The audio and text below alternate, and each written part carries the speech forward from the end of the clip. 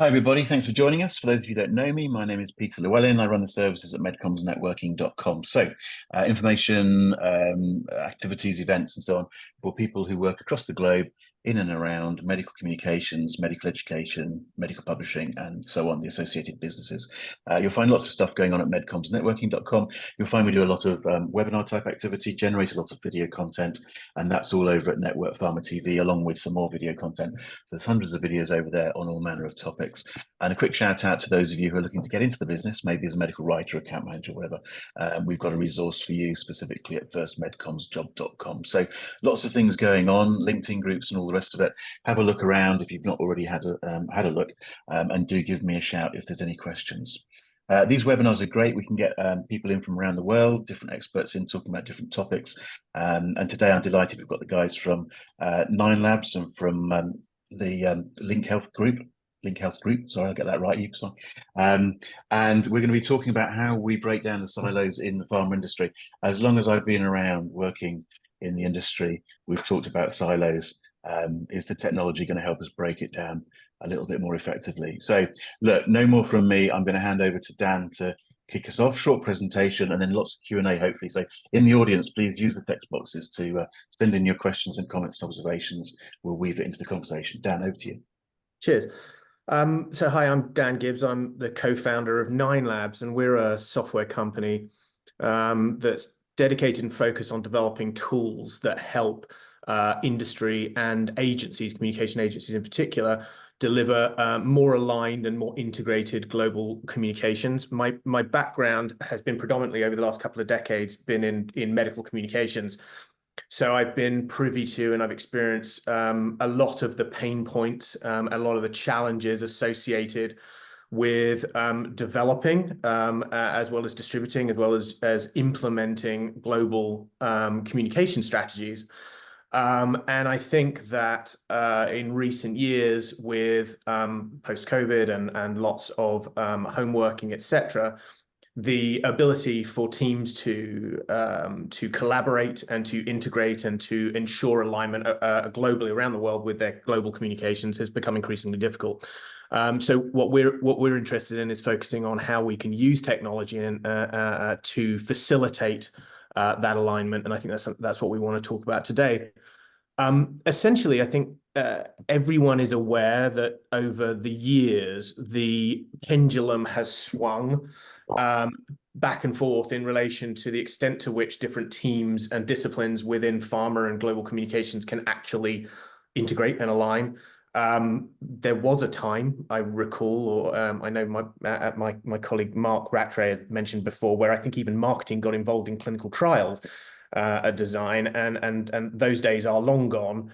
But there is still collaboration between the stakeholders across pharma when developing global comm strategies, whether that's derived from medical or from commercial or from market access or other teams, and we'll look at that a little bit in a moment. But it is still a challenge. It's not fully integrated. It's not fully aligned. There are significant challenges to getting that kind of alignment, and the problem with that lack of alignment is that you get a significant fragmentation, I think, in the overall narrative and the overall utilization of the evidence base that pharma utilize throughout those disciplines to communicate widely with the healthcare community. So we want to take a look at, obviously, the importance of globally aligned and integrated SciComms. We want to look at some of the challenges that we faced when trying to get that alignment and integration across multidisciplinary teams within pharma, but also as agencies responsible for helping facilitate that process. And ultimately, we believe at 9 Labs, at least, that technology now has a huge role to play in bringing these teams together. They're geographically diverse. They're, half the time they're not even in the office anymore. I mean, they're not holding meetings in that sense, and so everything's virtual. So there is a role for tech to play in helping to effectively de-silo the teams and ensure a much more integrated scientific narrative is deployed globally, and at the local level as well, from global to local, across pharma. So we're going to look at a bit of that, but perhaps Eve and Justin want to introduce themselves too. Yeah, thanks, Dan.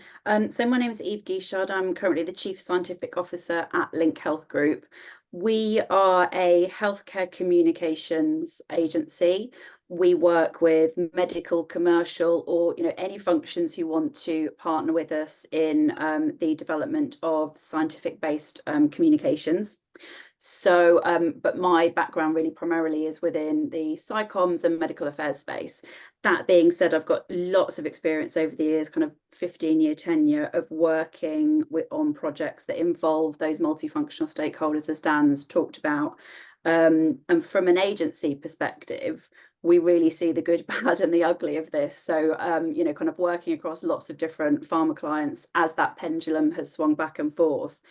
We've really seen lots of different versions of that integration and separation.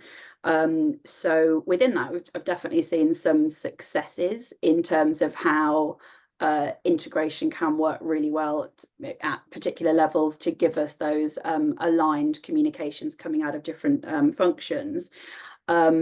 But I'm kind of interested in the longevity of those successes, whether, okay, you might get something once, but does that kind of continue through the product life cycle and as the teams change and things like that, and sort of what you've got to offer in terms of innovation and tech that can help us to achieve that. In particular, as we move towards omnichannel, Dan, I think you mentioned omnichannel. It's certainly something that we're being asked to execute on more and more. And in terms of the kind of principles of omnichannel, it's a fantastic principle and something which is wonderful if we can get that into our cross-functional communications, but we're really struggling to tangibly execute it when we're working in these silos. So yeah, very interested to talk today about how the technology and the innovation that you guys are working in that space can help us to overcome some of those challenges. Justin, hand over to you. Hi everyone. So my name is Justin Asell. I'm the head of product for 9Labs. I spend my time looking at how the technology can better support the sort of de-siloing of communications from different facets, whether it be scientific communications or market access or commercial. My background is MedComms, delivering digital solutions for customers, and also working in other industries, looking at technical solutions to solve problems. So I'm really interested to be part of the discussion today and learn from you guys how you feel about how technology is helping or isn't, as it may be, to help to sort that process out. Cool. So I think picking up on something that Eve said, I think the world, or our industry certainly, is increasingly embracing the concept of omni-channel communications as opposed to multi-channel conversations. And really, that's being driven both on industry and agency side of things. I think it makes perfect sense. I think it's always made perfect sense to adapt and evolve and nuance your messaging depending on who you're talking to and through which channel you're trying to reach them. But I think with the rapid evolution of the digital channels available and the way in which we all communicate and engage, it's become increasingly challenging. And as a result of that, I think that continued, adoption of an omni-channel philosophy really requires that you have a much more integrated global communication strategy, which fundamentally is delivered regardless of which discipline or department or team is delivering it. Now, there are barriers to that. We know that we can't have medical become commercial. We can't have field medical teams becoming sales reps. But ultimately, these individual divisions have been very siloed, and there is a need to break that down in order to ensure that there is a continuity in the narrative and the evidence base that's actually utilized in global communications, regardless of where it's coming from. And I think there's also a need to utilize technology to make sure that we're reducing redundancies and repetition Anecdotally, we've had a number of conversations with people, and we've heard from them anecdotally that, you know, when commercial teams are developing their core claims documents, for example, the very first thing they'll do is they'll do a literature search. And to us, that sounds absolutely absurd, given that the scientific communication platform that defines the strategic scientific narrative derived by the medical team, probably contributed to by that same somebody in that commercial team, certainly at a high level, you know, has been around for what, 7 or 8 years potentially at that point before the core claims document is developed, and the literature search has been done, the evidence base is established, it's been refined, it's been updated, and yet the two sides don't talk to each other. And I think there is this, you know, I think there is a current way of operating where we do encourage collaboration across multidisciplinary team members when developing up these individual strategic communication frameworks, i.e. SCPs from medical teams, core claims documents from commercial teams, core value dossiers from market access teams. But it really stops there. There's no further downstream engagement or communication to ensure that people are aware that these tools and these platforms and these communication frameworks exist. And so to some extent, you end up creating mirror images and redundancies in the system, which tech can definitely play a role in removing. So I think it's important in the future, if we are going to embrace omnichannel, if we are going to have aligned scientific narrative and messaging, if we're going to avoid redundancy, that we break down these silos a lot more. I think clients are receptive to that. You know, the majority of the clients that we are working with are encouraging access, for example, with our product, our launch product, Polarix.io for scientific communication platforms. Our clients are encouraging wide utilization by commercial and market access teams to ensure that there is alignment with their own strategic communication plans. And as we evolve our ecosystem of products, we'll be obviously introducing similar platforms that integrate and support that further integration of the scientific and commercial and market access narratives without overstepping and retaining that degree of autonomy and independence that those departments actually still require to this day. Ultimately, we feel that it's about ensuring continuity in the use of the approved evidence base. And I think that there are a lot of compliance and audit trail components to that side of things, which I'm sure we'll come on to and discuss later on in this webinar, and how tech can support that too.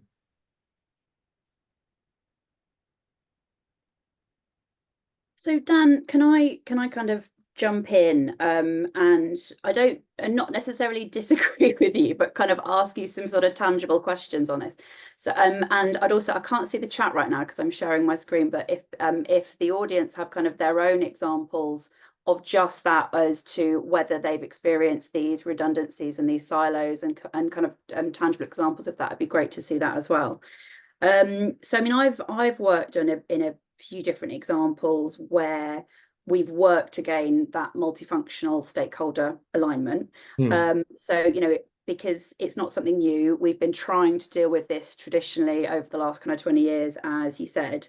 For example, as the medical representative, I've gone and supported on a core claims document for my commercial colleagues. So the medical team have sent me to be sort of the font of all knowledge in terms of the data which are available and what we can and can't say from a medical perspective, to make sure that the starting point of their core claims document is aligned with our medical strategy and our medical evidence base, which is a lot of fun for a medical writer. I'll be honest, kind of with a medical affairs background to then go and work with the commercial team for a little while. Yeah. But I mean, that example, although fun for me, was then a single project with which really required a manual input. So that relied on me as the medical affairs representative having a lot of that knowledge. Obviously, I was referring to our SCP and literature searches and various other medical resources in the background to help me do that. But yeah, I mean, I think that's kind of one example where we have seen that kind of cross collaboration. But as to what I said earlier, I'm then concerned about the longevity of that. I've moved on from that, and I'm no longer there, so that the next time there is a core claims update, how are they handling that? Are they bringing someone else in, etc.? Similarly, I've done kind of similar work in supporting market access with value dossiers. So kind of I've sat in value dossier workshop development and things like that, again providing the kind of font of medical knowledge and making sure that they're aware of all of the evidence available and things like that. But I mean, again, that was me as a single person going to a meeting and also relying on me remembering everything and me kind of pulling the right information and things like that. But I think that those principles of buy-in and understanding, making sure that, you know, and obviously when we develop SCPs, I've written a number of SCPs as a medical writer, and over the years we do a lot of them for our clients at Link Health Group. We always have cross-functional alignment. You know, I will always have people from commercial within the review process of developing an SCP and people from different functions. And again, I think so, and we employ strategies of empowerment, engagement, understanding other stakeholder perspectives so that we can align on something.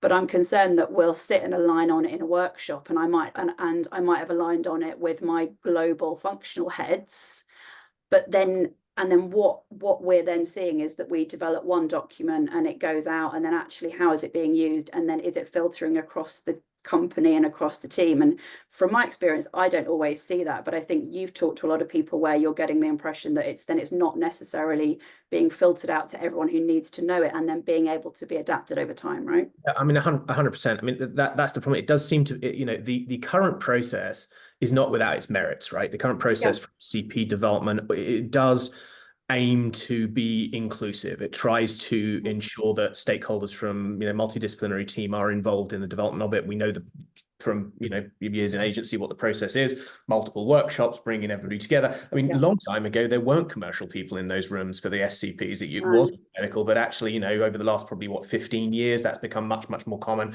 And there are commercial representatives and market access representatives going all the way back much, much earlier phase in all of the strategic planning and all of the strategic communication planning. That is a good thing. The problem is, and I think that what you're alluding to is, it's a point in time.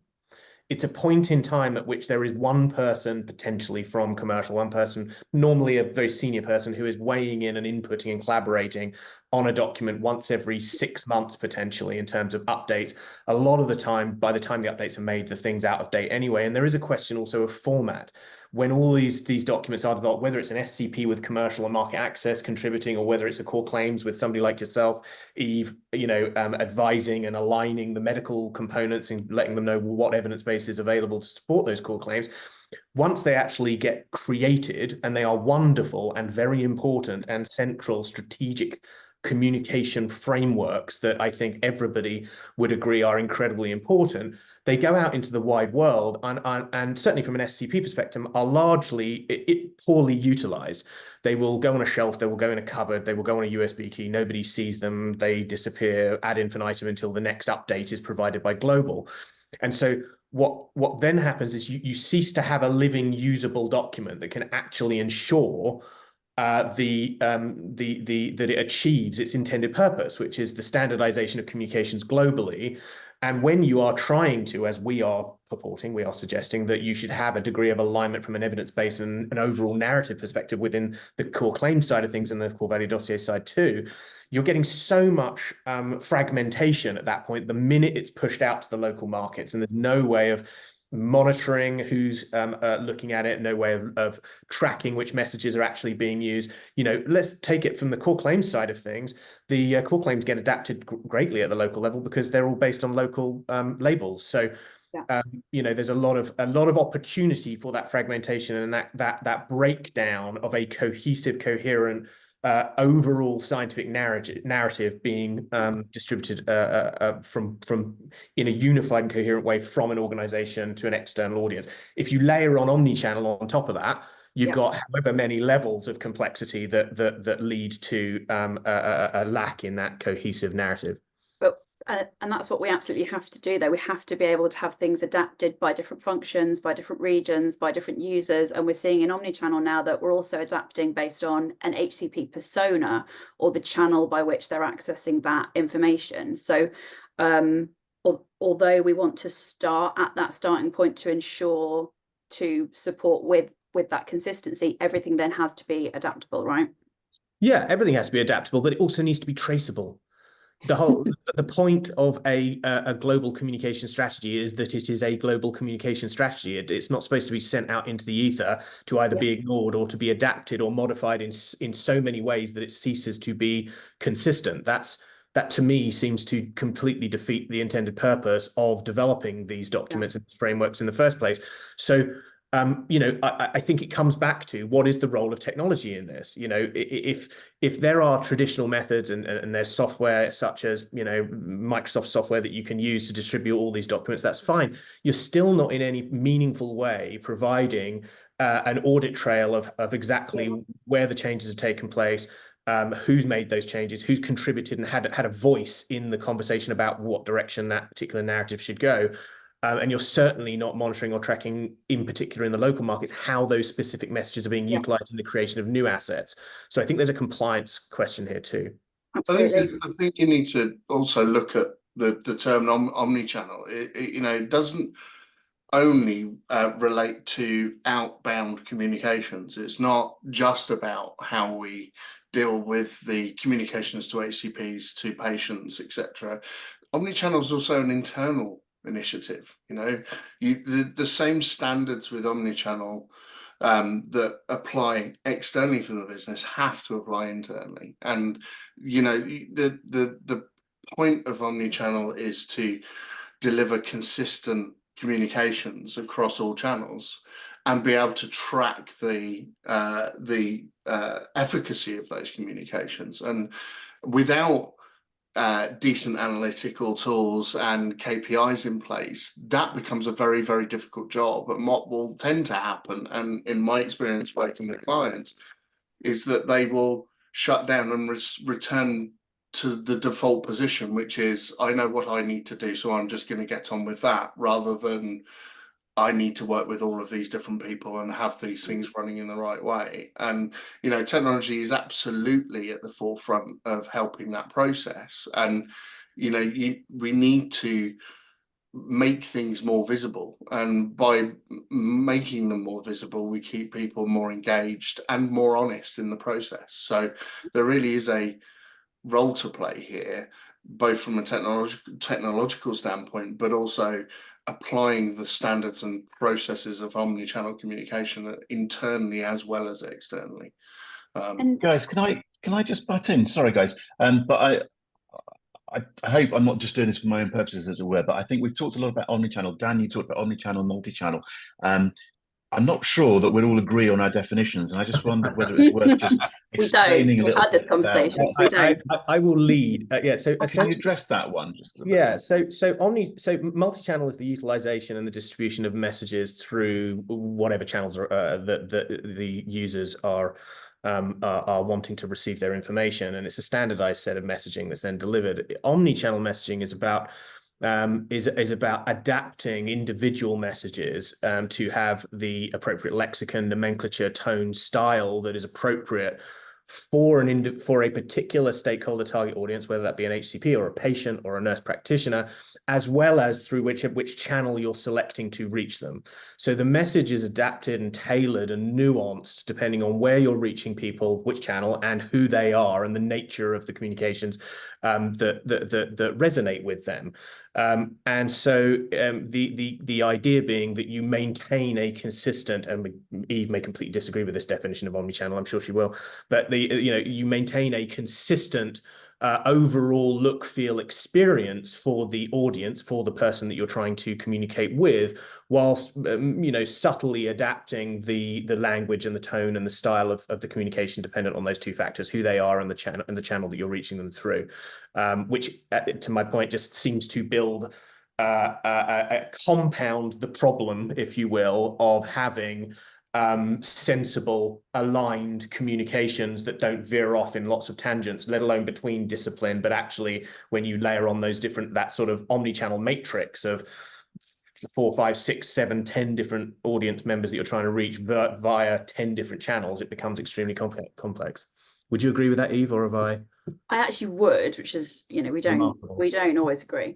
But I mean, I think what you're talking about is almost how we execute on omnichannel. I think omnichannel itself for me is where you put the user at the center of your journey. So we've traditionally within pharmaceutical communications thought about, what do I want to tell people? What do I want to tell certain types of people, and how do I want to reach them and engage with them? Omnichannel does it the other way. Omnichannel puts your HCP target person at the center and thinks about, how do they want to engage with information from a pharmaceutical company? How do they want to receive our communication? What topics are of interest to them? How do they want to consume it, format wise, and things like how frequently do they want to talk to somebody? Do they want to do it self-directed online and things like that? So I don't think that they're different things. I just think that for me is the focus, and what you're talking about is actually how we as pharma can execute that whilst maintaining our strategic communications imperatives, and not letting them be driven by just what the HCP wants as well. So can I give coming back to, like, I guess the question of people are here wanting to understand how tech can help this, right? Yeah. So let me give a practical example from our perspective, from 9 Labs. So Polarix, our platform for scientific communication platforms. We actually ran a roundtable recently at ISMAP, where we actually asked the audience. We said, look, you know, if on a scale of 1 to 10, how important is an SCP to the organization? Is it a fundamental strategic framework? Is it a nice to have? How important is it? And almost across the board, everyone was like, it's an 8 or 9 out of 10. It's fundamentally important to the business as a whole, certainly to Med Affairs, to strategic scientific communications. We're like, great, we agree.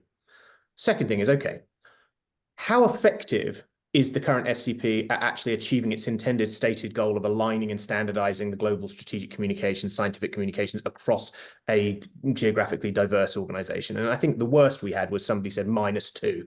And the reason for that is, quite frankly, that whilst it is an incredibly important document and a very complex document, it codifies the entire scientific narrative support around the disease state and the product and the competitive landscape and everything else with all the associated evidence base.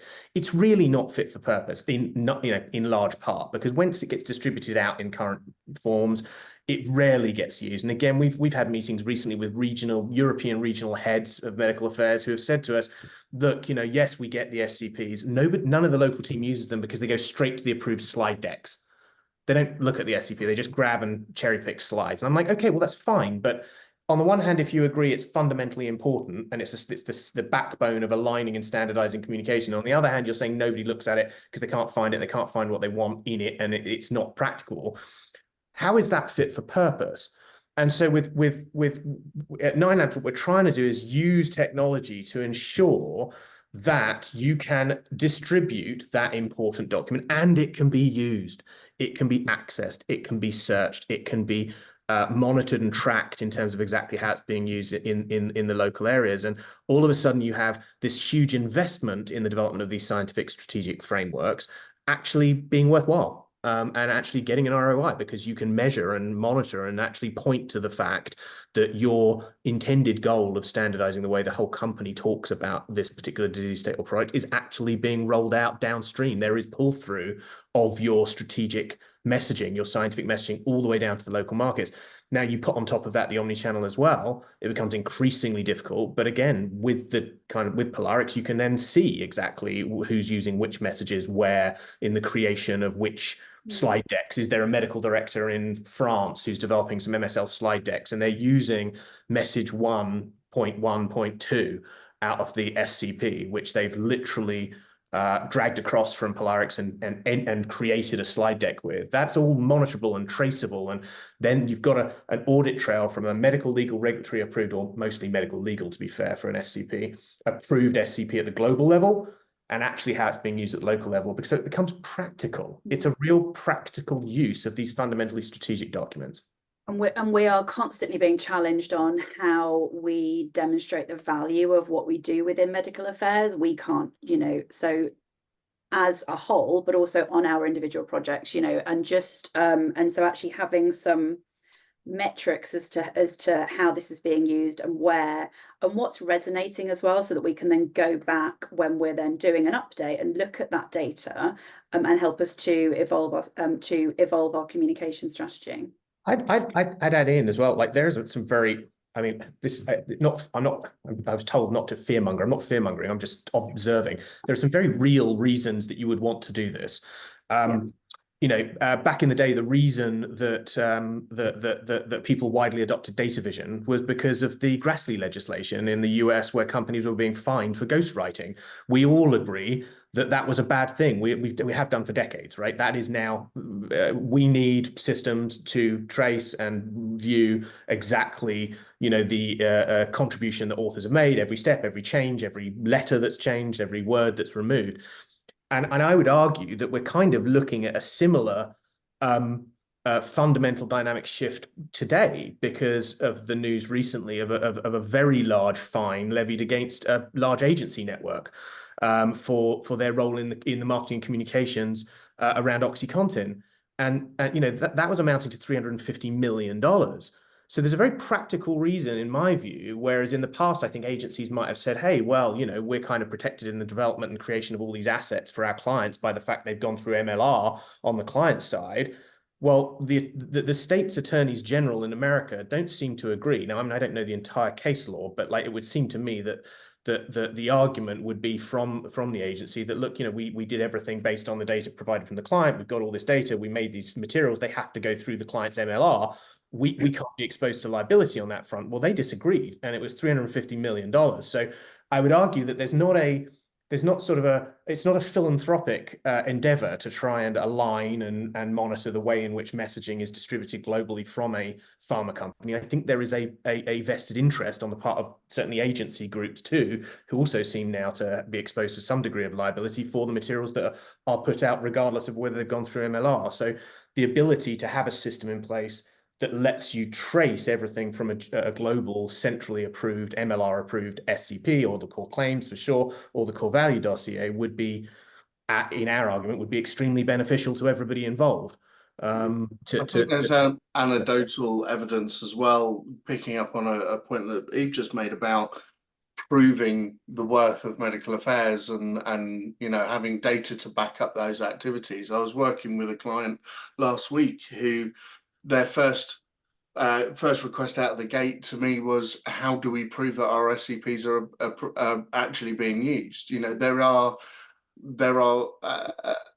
edicts being handed from upon high in these organizations now asking for this data. So we need to start using technology to be able to provide that, to be able to look at these tangible data points and be able to point towards where things are working, but indeed also where things aren't working. We need to be able to head off at the pass, you know, elements of our scientific communication that are not resonating correctly, and make those changes quickly and effectively, and not wait to do it on an annual basis, which is what traditionally pharma have worked in. You know, the market is moving so quickly nowadays that new data can arrive on your doorstep at any point. You need to react to it, you need to evaluate it, and you need to hand it out to the people who need to use it quickly and efficiently.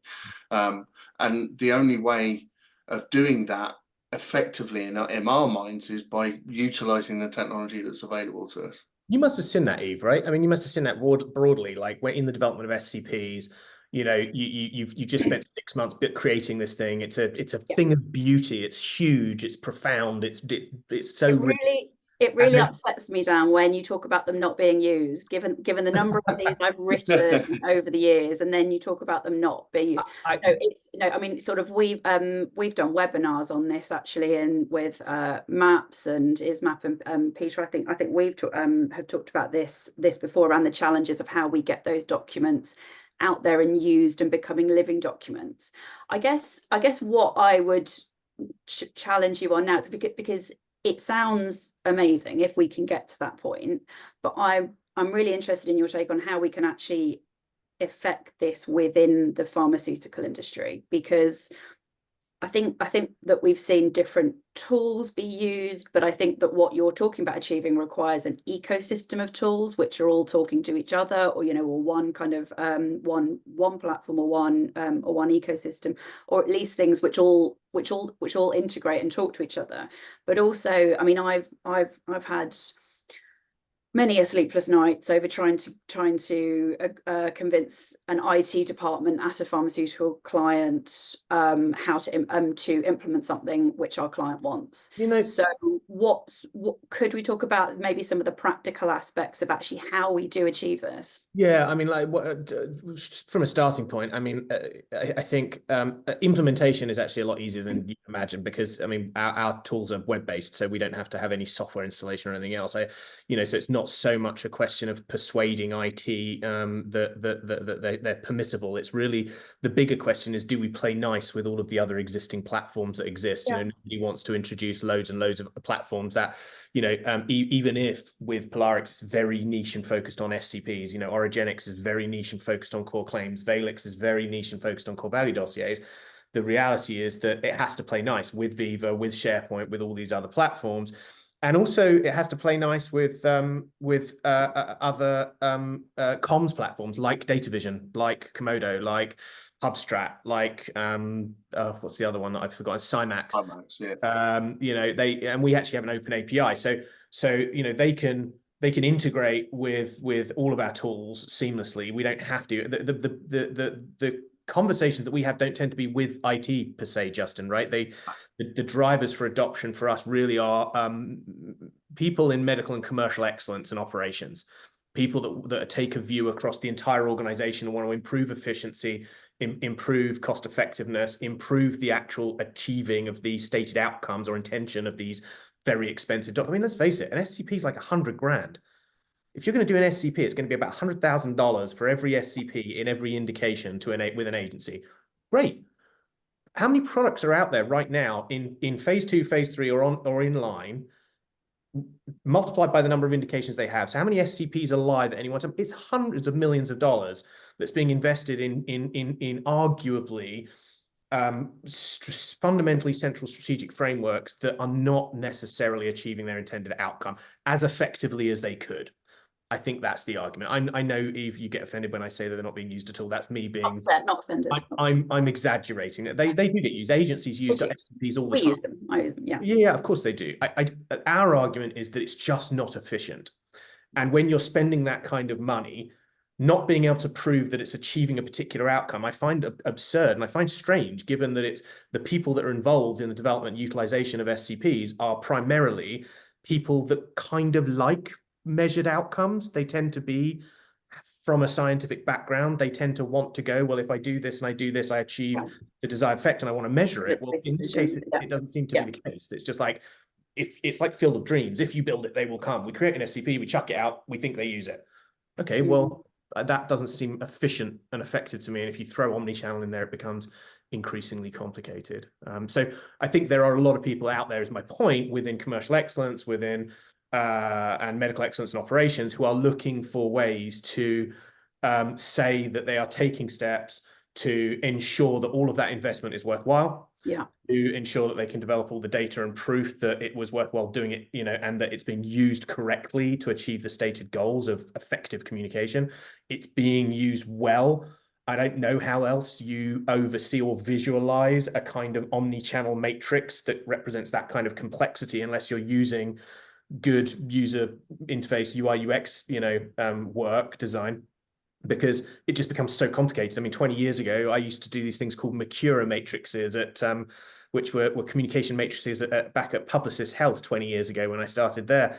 And they were in Excel, right? Spreadsheet charts with arrows all over them, right? Yeah. It's essentially what omnichannel is, or has evolved from. I don't know how you bring that to life and visualize it in a way that it can be used by people that are doing the communicating in a widely globally distributed organization, unless you have effective technology to do that. So and as you say, visualizing it is one half of it. The other half of it is actually how is it being used, and then feeding that data back. I think, if I may as well, just pick up on the sort of how we get it out there. We've already the trail has already been blazed for us by the likes of Viva. You know, Viva don't install any software on site. It's all hosted, web-based environments. But I think one of the things that we're seeing as sort of a pivotal change in our industry from a technical perspective is that people are moving away from the idea of a monolithic system that does everything and having systems that do specific things well and report back properly, rather than just having a one size fits all bucket that they can throw stuff at. And so, you know, to Dan's point, you have to be able to play well in the industry in terms of your data has to be available for integration into those other systems.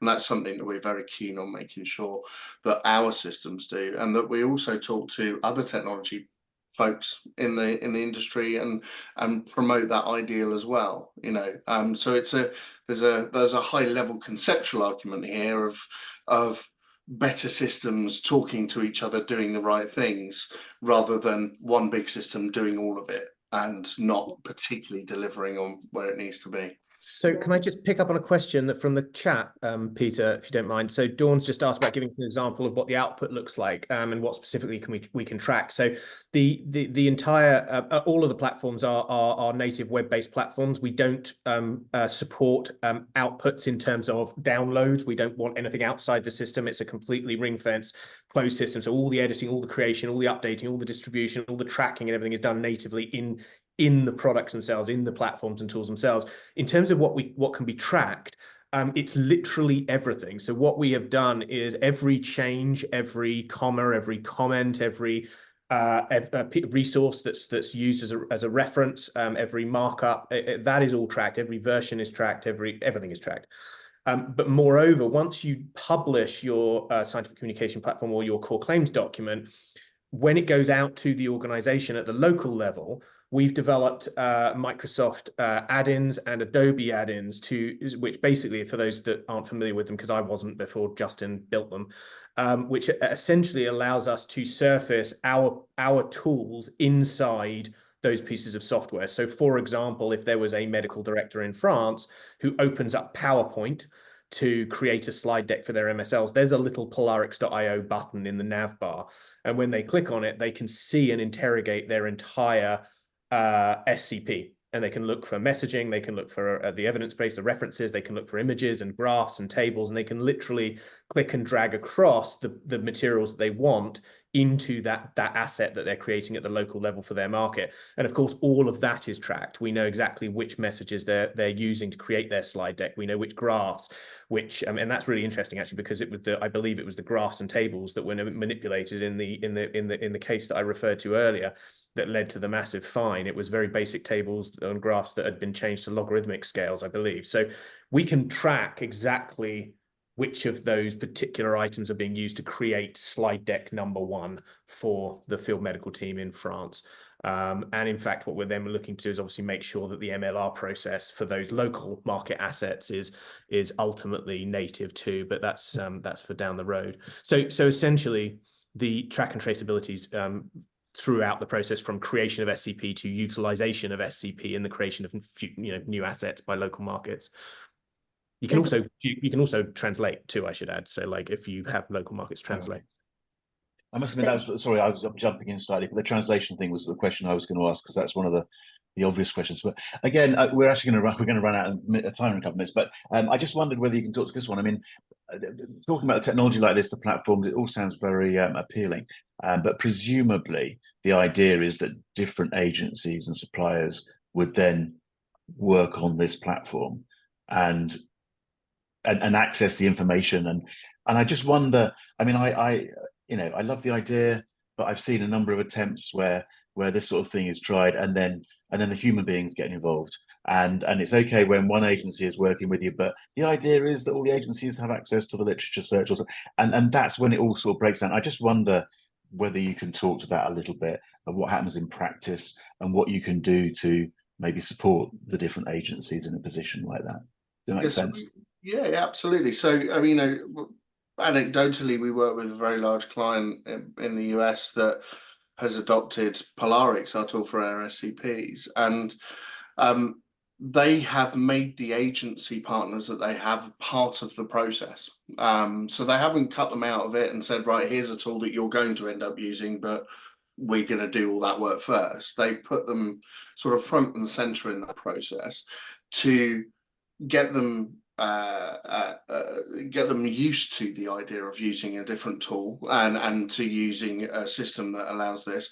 But then on the flip side of things, we as a company, 9Labs, work with and engage with a lot of agencies out there to bring them into Polarix specifically at this point in time, to help them understand that not only is it a great resource for the end client, but actually from an agency perspective, it makes their life so much simpler in terms of collaboration, in terms of audit trails, in terms of multiple projects going on at one time. We've not making, we've sort of adopted a come one, come all attitude. We will talk to and go through the process with anybody who wishes to listen, to the point where we're probably quite boring at parties now. But it really is a system for not just pharma, but also the wider industry, the pharma ecosystem. We do a lot of work with pubs teams as an example, because they are downstream but also upstream of that content. We're talking to commercial teams on a regular occasion in terms of orogenics, because they want the SCP data to be fed to them in such a way that they can then do their piece of work, and the medical teams want to ensure that whatever they're doing down there is in line with everything else. So both agencies and pharma and others will be involved at all time. And there's a question from Maria on the chat, Mario on the chat, about how clinical research teams get involved. Again, because it's a collaborative environment, it's a central environment for these communications to be built. The clinical research folks are definitely part of that process, definitely part of what we call the contribution environment into this content being created, but also downstream have access to that content and can refer to it, look at the reference libraries, interact with the lexicons, all that sort of stuff. So there are no barriers. That's part of our ethos as a company, is that there are no barriers to usage. We're not saying you can use it, but you don't really need to use it. I think it's fair to say, Justin, isn't it, that we shamelessly want to establish this way of operating as best practice, whether you're an agency organization supporting your clients with their strategic communication framework development, or whether you're an industry person who is looking to ensure that you're compliant and that you have the tracking and the collaboration and the ongoing development and ensuring all these things remain living documents rather than one and done and sent out into into a black hole. So we're trying to have all of those conversations as widely as possible, so that everyone feels that, when it's like, oh, let's do an SCP, doesn't matter who you are, your response is, well, of course we're going to do it in Polarix, because it's the easiest, it's the most effective, it's the most cost efficient, it's the most, and we're kind of unashamed about that, because we believe it, and we've been on the agency side, and we spent 20 years in comms, and we know how painful some of these pain points can be for all those different stakeholders, and we believe that this solves all of those to a large degree. I think that that's really key, Dan, that it's not about replacing what those functions are doing. It's giving us a tool, so that, because internally we're still going to need to manage some of the politics around this. It's just giving us a tool to be able to get everybody on the same page quicker, and hopefully ease some of the pain of those quite often very political internal conversations when we're trying to gain alignment. So Can I just point out, Peter, because I can see you're probably going to push the goodbye button in a minute. I do want to point out that we managed to get through the entire conversation without saying AI. So on that note, I just want to leave that out. Is that where you're going to finish? That's for next time. That's for next time. Yeah. Okay. So you took the words out of my mouth, actually, and I was going to say something like, I think we probably don't want to go down that rabbit hole today, just at the moment, but we should acknowledge the fact that we've done it, and AI is part of this conversation. So as you say, maybe another one. I sort of hate to do this, but we have sort of gone a bit over time, so I think that's probably a suitable point to draw a line to this from point of view of the recording. We've got a few minutes, hopefully, when we can carry on talking to the audience. But I think it's fascinating. I always am going to be a bit skeptical because the human beings get involved in this sort of thing, and that's where all the problems come as far as I'm concerned. But it's interesting to hear the vision as you're laying it out and so on, and I think we can all buy into the need for it. So thank you very much for talking.